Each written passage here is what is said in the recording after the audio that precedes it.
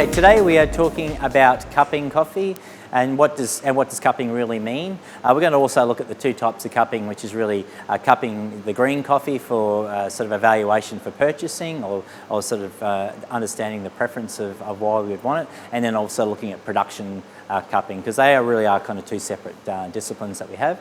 So cupping green coffee first.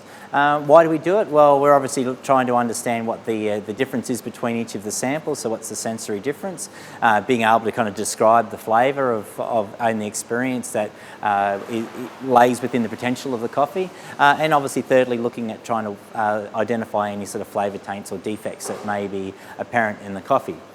So we take the green coffee. We've already done our green bean evaluation, so we've assessed all of the green coffee in terms of moisture content, density. We've looked at physical defects in the green coffee as well, so we've graded it in that respect as well. Now we're putting the coffee in our little sample roaster, so we're making up a little sample roast, and that's generally a very light roast. Is how we like to do that, because what we want to be able to do is not have the heaviness or the impact of the roast coming into play when we're sort of trying the coffee. We weigh the coffee out into smaller lots, so it's 8.25 grams of coffee to every 150 mils of water that we use. So we weigh out the the roasted coffee, put it in our bowls or our glasses that we're using. We grind the coffee, and at this point we're now looking at sort of, I guess, the two sort of evaluations, which is both wet aroma and dry fragrance. So we grind the coffee first, and then we smell the dry fragrance. We're looking for the intensity, the quality of the experience, and also just noting any sort of, again, if there's anything that's sort of non-coffee-like that we tend to find in the cup, that needs to be noted. We then draw water, we heat our kettle up, and the water has to be poured at 93 degrees Celsius, and we pour that over the entire grounded coffee, making sure that we fill the rim of the bowl or the glass to the top.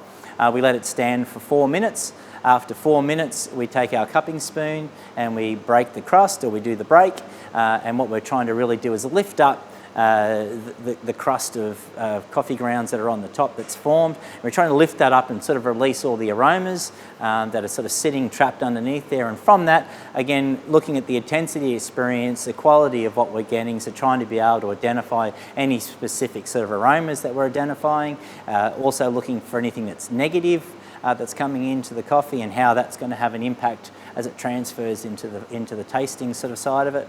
After we've done that, we take the crust off the top of the coffee, leaving behind the black liquor. We let the coffee cool just a little bit, generally down to about 81 degrees Celsius, which was about 8 minutes after from when we first started. We let it cool. It's time to start tasting. We taste the coffee, and from this point we're looking again at acidity, we're looking at sweetness, we're looking at uniformity, which basically means how does the coffee taste if we have the same coffee in 5 different bowls. Are all the 5 bowls tasting the same? Is one slightly different to the other? We're also looking for body or viscosity or mouth feel. So how does it feel within our mouth? Is it sort of thick, thin? Is it watery? Is it creamy? Is it smooth, rounded? What is the aftertaste like? Is it pleasant? Is it long lasting, or is it a fast finish, or is it a very negative aftertaste? And this is something that I personally really consider to be, I regard as a very high sort of attribute, because we want the customers to have a really positive sort of experience with the coffee in terms of aftertaste. So we're looking at all of these considerations at this particular time as the coffee goes through its sort of testing process, and we would cup it all the way down to pretty much ambient temperature, which would be about 20 to 21 degrees Celsius. And I think then after that, you can apply your sort of scoring to the coffee, but really you're sort of asking yourself, is this the kind of coffee that I want? Does it have the sort of attributes that I'm looking for in either as a single origin or a blend? And if you like it, then I think it's a case of just you should be buying it. It shouldn't be sort of any more complicated than that. And then when we do production cupping, we've now received our green coffee, we're putting it through the roaster. We keep a sample of everything that we roast. And then we cup it the following morning, and the idea of it is what we're really looking for is this concept of uniformity again, and our expectation is that if we've done 10 roasts of coffee, then each of those roasts should taste identical without sort of any differences between the samples, and if that's all good, tick, tick, tick, and we send everything out. and that's fantastic. If we do have one that's obviously that's not quite on brief, or it's a little bit off, whether it's a bit drier or it's tasting a bit flatter, then obviously we pull that back.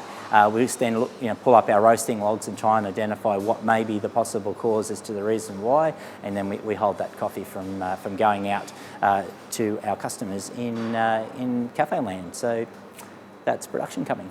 Thanks.